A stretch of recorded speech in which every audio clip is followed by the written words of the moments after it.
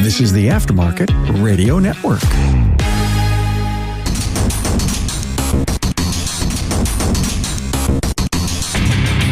Welcome everyone to yet another episode of Diagnosing the Aftermarket A to Z. I'm Matt Fanslow, and watch with glittering eyes the whole world around you, because the greatest secrets are always hidden in the most unlikely places. Those who do not believe in magic will never find it. That and more after a word from our sponsors, NAPA Autotech Training and Pico Technology. Let NAPA Autotech's Build-A-Tech program, like Build-A-Bear, help you turn your general technician into a moneymaker for your shop. Make them a profitable member of your team. Go to napaAutotech.com for more details. Are you chasing elusive automotive problems? Pico Technology empowers you to see what's really happening. Pinpoint faults in sensors, wiring, and components with unmatched accuracy.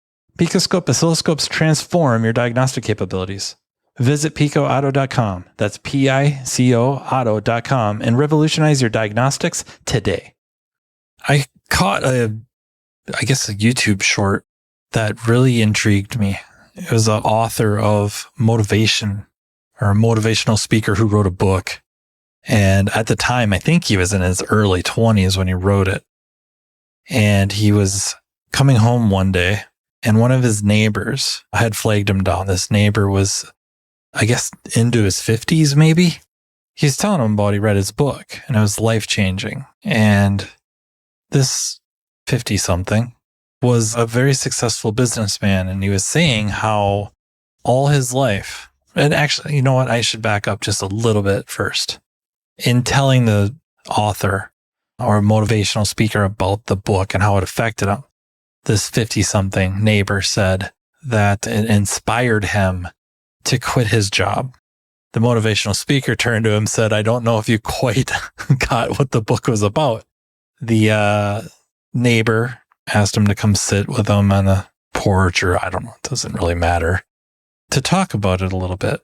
And what it was, this neighbor, this 50-something, since he was a child, all he wanted to do was fix bicycles, repair bicycles. I didn't really seem like it was build them. And, he ran it by his father and was scoffed at and was very much urged to get into corporate world and climb the corporate ladder and become quote unquote successful. And so that's what he did for the better part of, I think it was like 28 years, could have been 30. Doesn't really matter. It's a long time. He did quote unquote succeed, right? He did climb that ladder, but was never happy, never really enjoyed it. There's a certain contradiction that could be inferred from me talking like this, because I would be the first to tell all of my kids, don't necessarily follow your passion, follow the money. And a lot of times you can find the passion in making money and being able to afford to do what you like to do. And we end up in like a case by case discussion, right? Where it depends on what they're passionate about. If they're passionate about oil painting, what's the chances they could make a living doing that? Especially if it's like having their own studio and selling their paintings. Is it impossible? Absolutely not. Is it likely? I don't know. I don't think so. It's not as likely as being in one of the skilled service professions or skilled trades, if you will, or many other avenues. It doesn't have to be just strictly the skilled trades, but right now there's such a dire need for us that it's hard not to push people that way, urge them to look into that. And anyways, this gentleman who really had, I guess, followed that formula, right? Did something he did not much care for, made a really good living, and now he can afford to do what it is he really likes. This is the part of the story that I found very interesting and intriguing, is that the neighbor, opened up his garage to show all these bicycles from of varying degrees, like from the neighborhood kids to people sending him competition bicyclers. So I think there's, mountain bike climbing or mountain biking and competition racing and whatnot, right? So he's got just a variety of these bikes, and he's showing this motivational speaker author just the different things he's doing to these bikes. And talking about the suspension systems and the drive systems and the gear selectors and transmissions, if you will. And the motivational speaker / author thinks to himself, I have never seen a 50-something just become a child so quickly in my life. It didn't mean that derogatorily. It wasn't like, you child, but it was that wonder, that passion, that excitement. I find that interesting because on one hand, I would tell you to follow your passion or follow the money. Sorry, don't follow your passion, follow the money.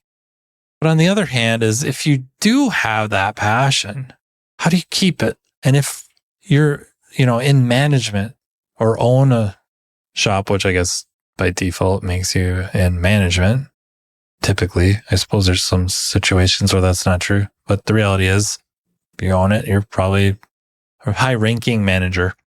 How do you help your people maintain their passion?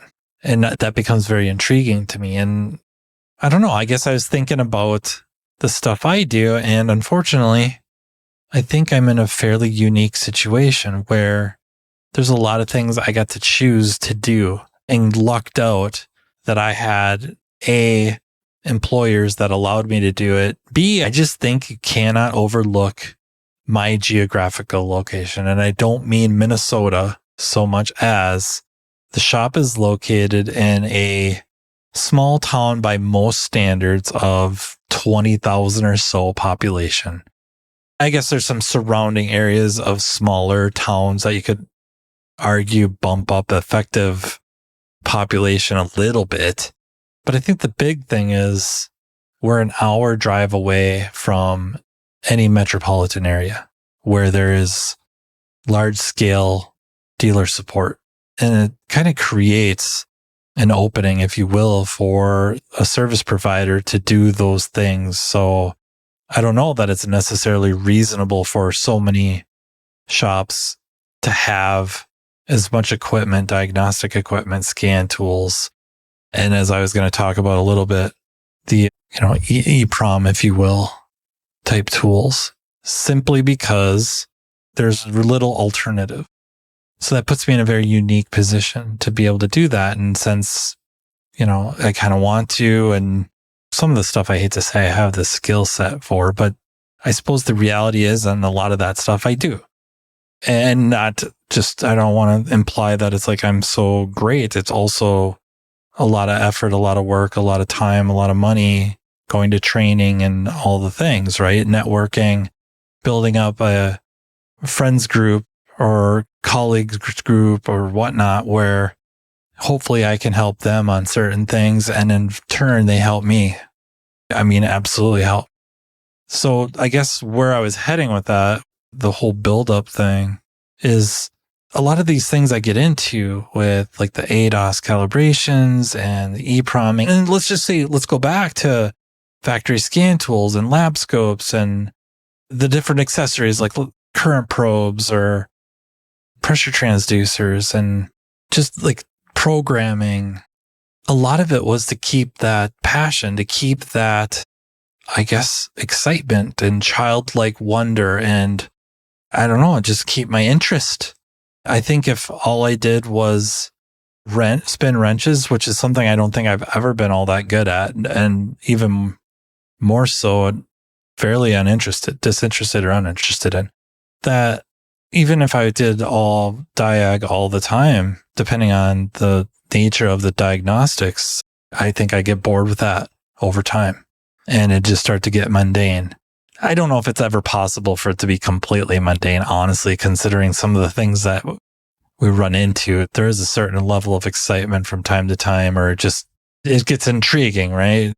Your interest goes way up. And then if it's a tough one, that rush of finally figuring it out. Although sometimes that's very bittersweet. I don't know about you. Sometimes I do figure it out and then lament at how long it took me to figure it out, or the path I took to figuring it out. And then I'm pretty sure I'm not nearly as good as some people think I am. Joke's on them. No, I think they know. I think that's a lot of the reason I get into that stuff. And so going back to like a management perspective, and I don't know, I almost hate saying the word culture. It's almost like communication, and not that it starts with the letter C, but just, you just hear it so often, you start to almost get annoyed with it. Every freaking post. Oh, my techs are doing this, and oh, my mechanical specialists are doing that, or they don't do this, and blah, blah, blah. And well, your shop culture. What's your shop culture like? Oh, you got to improve your communication. It's all about communication. And eventually you just get annoyed with it. That's just the reality of it, though, is that's what we're dealing with is shop culture. What's the environment like? And does it rob that passion? If you went to your technical specialist or your mechanical specialist and you asked them about their job, or really what are they doing? What are you working on? Almost like an old episode of This Old House, Hey, Bob, what are you doing today? What do you got going on today? I guess we know like what demotivators can be, and that would definitely lead to it with, I guess one of the number one things I find to be a demotivator is setting me up to fail. And not for somebody that's never really worked flat rate, my setting up to fail is putting me in a position where I'm between a rock and a hard place to figure this car out or fix this car because I don't have the right tooling. I don't have the right information. I've got little to no training. What were the chances I was going to be able to do this efficiently and accurately? It'd be pretty harsh to be overly judgmental of myself when I've been set up to fail. And then it's hard to work up the effort, right? It's hard to just dial it up. Eventually you find yourself just not wanting to. It's like, how many sick days do I got left? How many vacation days do I got back left? Like, that's terrible. Or you're looking for another job and being usually greatly let down at how most other shops were not that much different. NAPA Autotech training sessions are being conducted day and night in a town near you.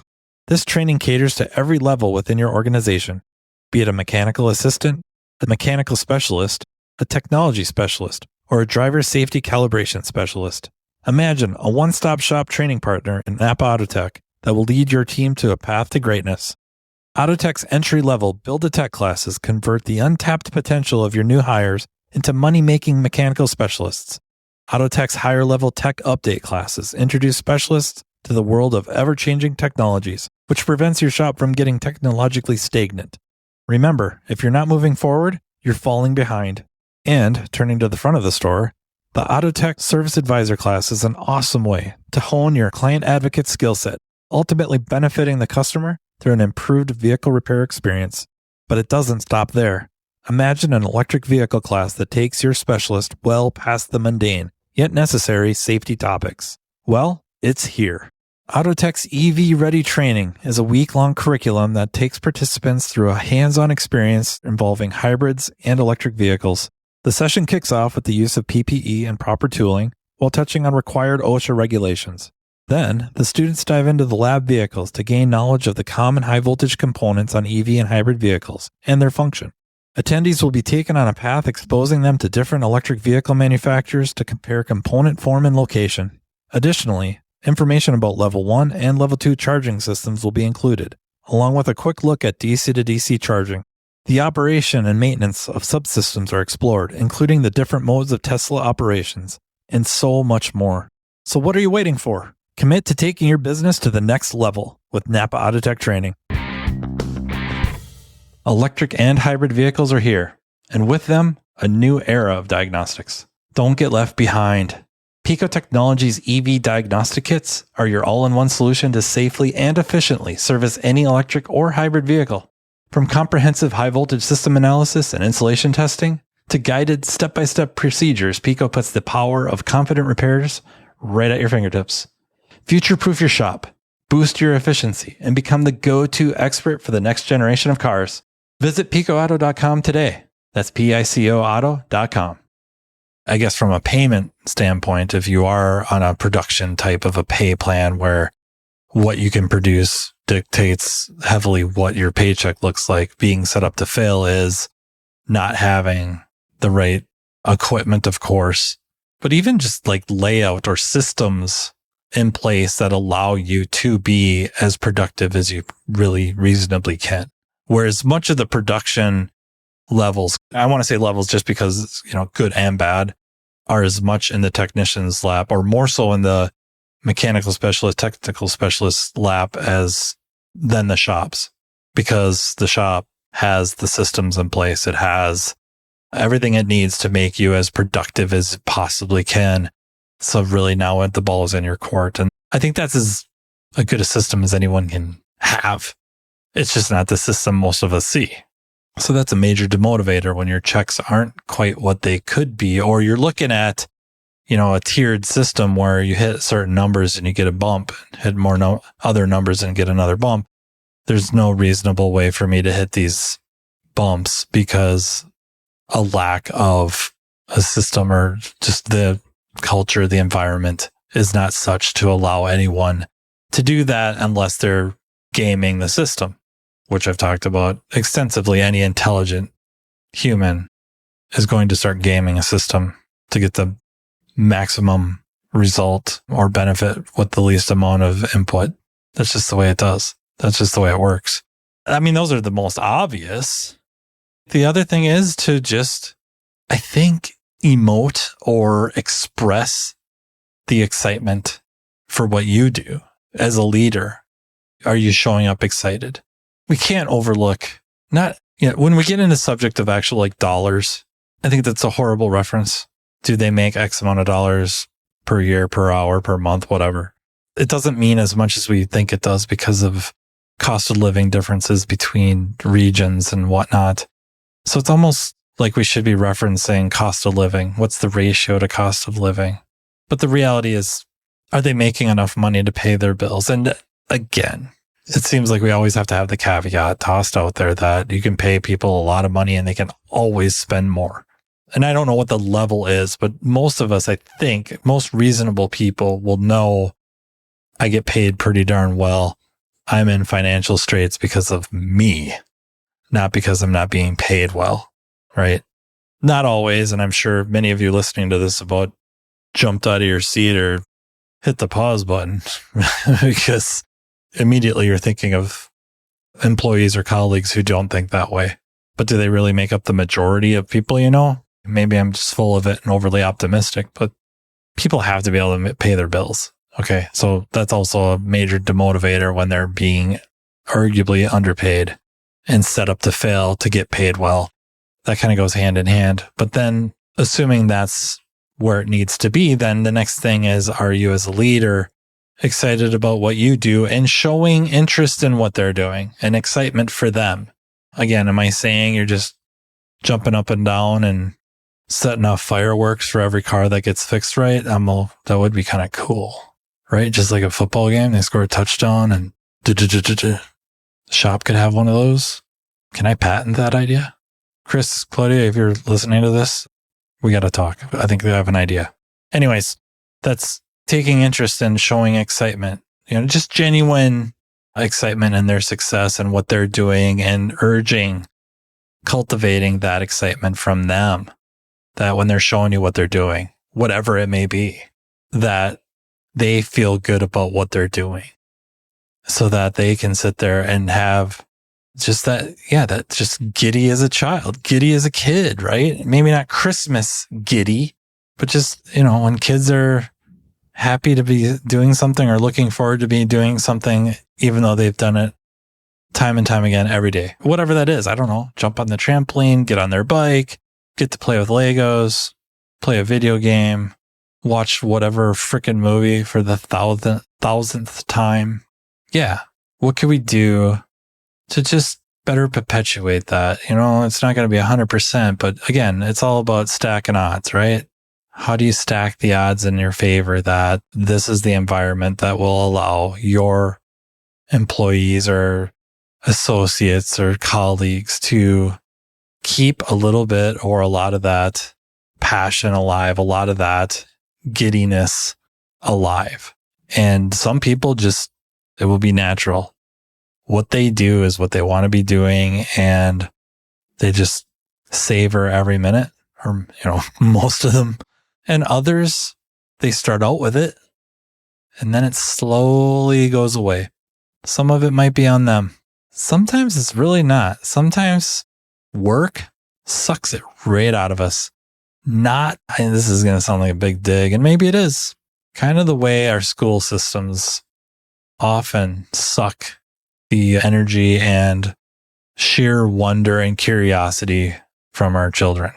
Are our shops laid out like a school? Yeah, where they come in ready and raring to go and excited to be fixing cars, and the first year or two they're working for you, you're walking over like, hey, what's going on? What are you working on today? And they're showing you with just a little bit of excitement. And then after a few more years, there's not any giddiness. It's apathy or just, genuine disdain. So just something to think about. I hope you enjoyed this. I know I get a kick out of just thinking about stuff. I wish I knew something, but it's fun to think about it. If you have any ideas for other stuff for me to think about or talk about, please don't hesitate to shoot me an email, mattfanslowpodcast@gmail.com. If you'd like to be a guest, again, please fire it off an email or find me on social media, send me a message. Happy to have you on. And just want to thank our sponsors, NAPA Autotech Training and Pico Technology, and also thank the Aftermarket Radio Network.